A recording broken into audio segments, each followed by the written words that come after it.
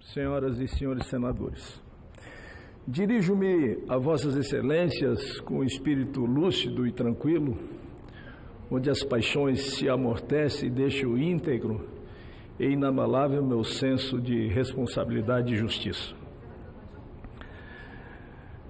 Sobretudo para fazer uma pequena reflexão quanto a um passado recente e o momento atual e referente também às suas consequências. Porém, preliminarmente, eu quero cumprimentar, parabenizar e desejar boas-vindas aos nossos novos senadores e senadoras que foram eleitos, legitimados pelas urnas, ou seja, pela vontade popular, para exercer o mandato de senador da República na mais alta casa legislativa do país. Sejam todos bem-vindos. Esta casa é a casa da moderação, é a casa do equilíbrio, é a casa revisora, é a casa do diálogo e a casa do entendimento. E, como eu falei, é a mais alta casa legislativa do país. Senhoras e senhores senadores, vivemos um momento de renovação e de recomeço. E sempre é hora de recomeçar.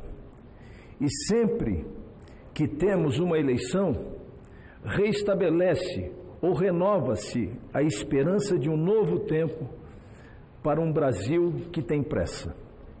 Um Brasil diferente, um Brasil que tem pressa, um Brasil que precisa se reencontrar com seu povo e reestabelecer a confiança na sociedade brasileira, reformando aquilo que precisa ser reformado, construindo aquilo que precisa ser construído, reconstruindo aquilo que precisa ser reconstruído e transformando aquilo que precisa ser transformado.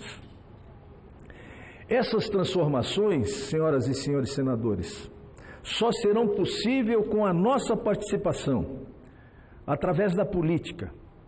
E a política, dependendo da forma como é exercida, é a mais nobre e sublime missão que um ser humano possa ter.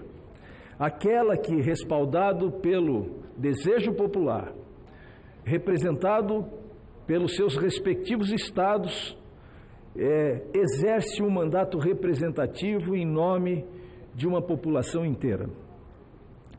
Nada, portanto, nada muda, senhoras e senhores senadores, se nós não mudarmos. E a verdadeira mudança, a verdadeira transformação é aquela que vem da própria consciência que nós temos de nós mesmos, do valor que atribuímos a elas e também do valor a que demos a nossos semelhantes. O Brasil, como mencionei, tem pressa.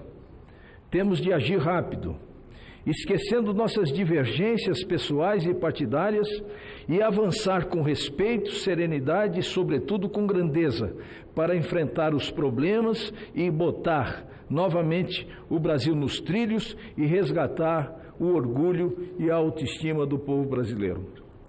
Temos que pensar grande, pois grande é aquele que não apenas vê, mas enxerga o futuro com simplicidade, serenidade, equilíbrio e respeito às pessoas. Acho que posso afirmar, sem medo de ser contestado, que o cenário atual é de tempos difíceis, de situação complexa, de opiniões divergentes, de país dividido, faltam recursos e sobram problemas.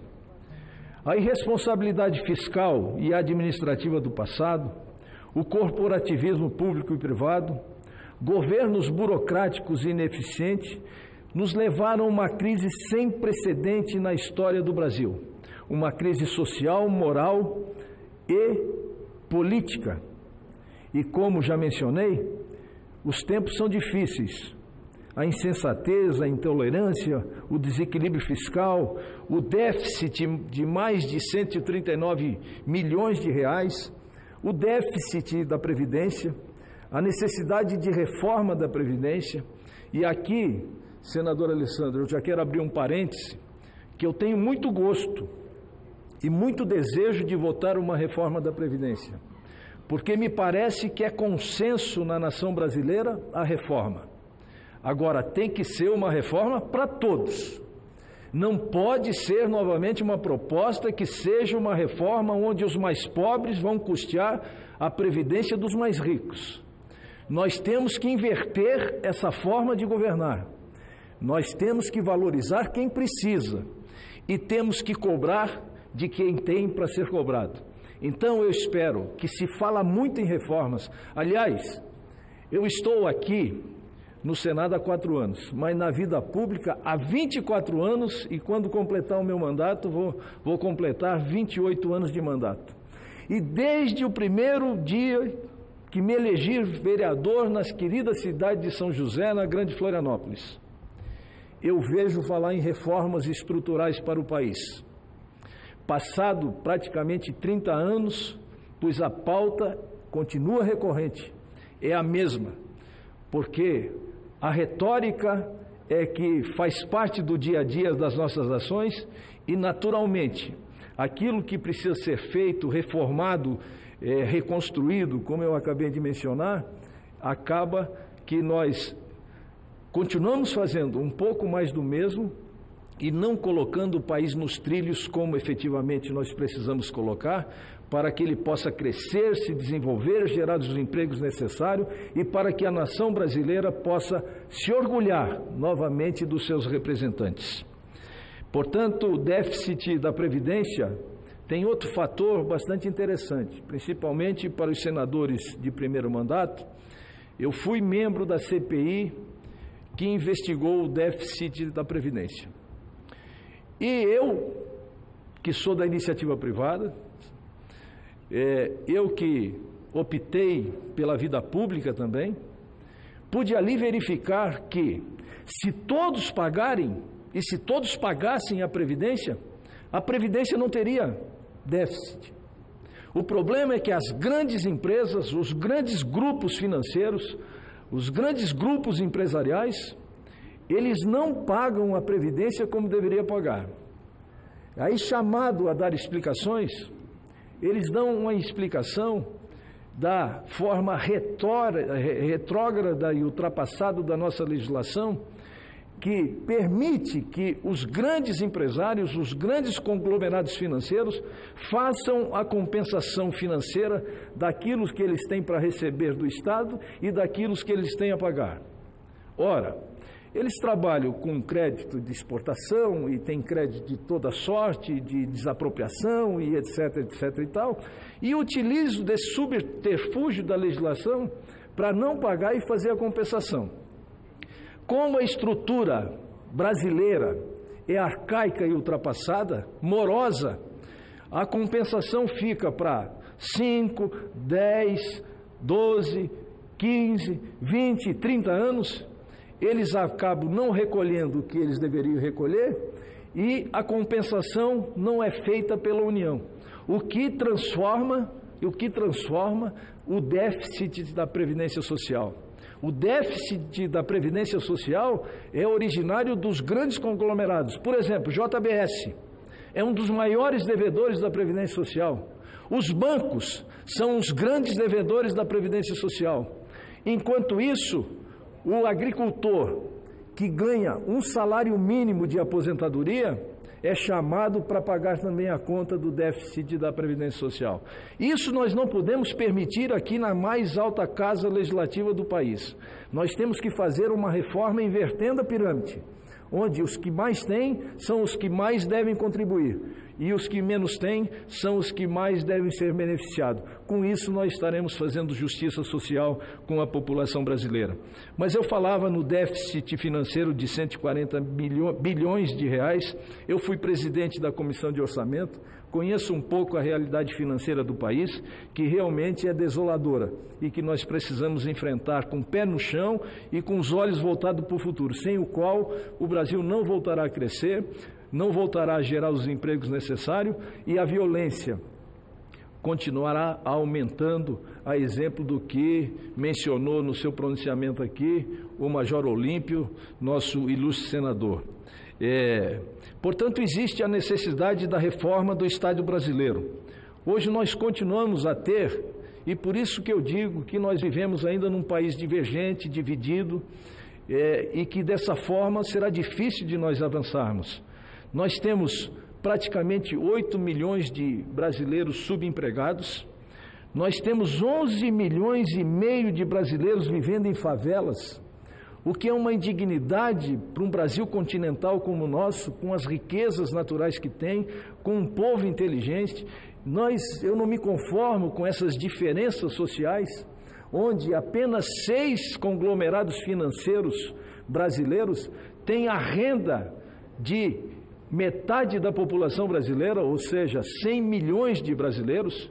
Isso é inadmissível e isso é inaceitável. São questões que nós precisamos nos debruçar, sem os quais nós não vamos reformar e construir o Brasil verdadeiramente justo que nós todos desejamos. 63 milhões de brasileiros estão no SPC, no Serviço de Proteção ao Crédito. Significa que não tem recurso suficiente para honrar os seus compromissos. E temos também, e amargamos também, o triste dado de 60 milhões de assassinatos no Brasil. Fruto do quê? Fruto dessas das diferenças sociais, da falta de um planejamento de desenvolvimento nacional, de falta de um projeto de planejamento de desenvolvimento regional.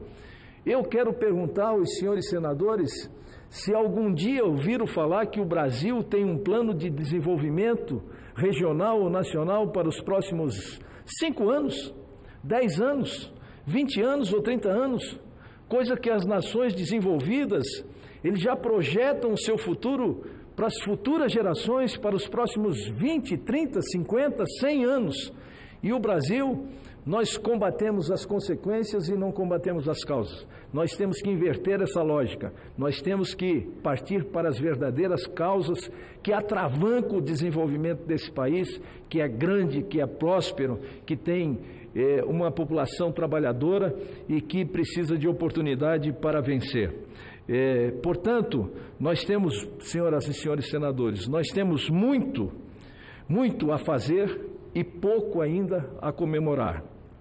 O Senado Federal tem que voltar a ser o protagonista dos grandes temas nacionais, das grandes bandeiras nacionais, resgatando o seu papel de casa revisora e de casa moderadora, resgatando também a credibilidade, a confiança, o respeito, as lutas pela liberdade, pela democracia e também pela justiça social. Vamos, a partir de agora, fazer política sem ódio e sem rancor, sem as quais nós não conseguiremos avançar. Vamos esquecer e superar as nossas divergências e colocar o Brasil e os brasileiros em primeiro lugar. Vamos declarar guerra à intolerância, à insensatez, à demagogia barata, ao desencanto, ao desalento. Vamos, sim, ou melhor, não vamos caminhar nem para a esquerda nem para a direita. Vamos caminhar para frente. Esse é o verdadeiro processo irrevogável de ordem e de progresso transcrito na nossa bandeira. Vamos, sim, como falei, o Brasil tem pressa, nós temos pressa. Vamos em frente, vamos à luta. E para finalizar, peço socorro a uma estrofe do hino de Santa Catarina que menciona que rojam-se as algemas no chão, e o que representa um símbolo da liberdade, e que nesta grande nação é cada homem um bravo e cada bravo um cidadão. Que esta seja a época própria para renovar nossos sonhos e nossos ideais na construção de um novo Brasil, um Brasil de paz, de prosperidade e de trabalho. Muito obrigado, um forte abraço a todos e sejam bem-vindos novos senadores e novas senadoras. Obrigado. Parabenizo Vossa Excelência pelo pronunciamento e chamo imediatamente o próximo orador inscrito, nosso senador, representante do PPS de Sergipe, Alessandro Vieira.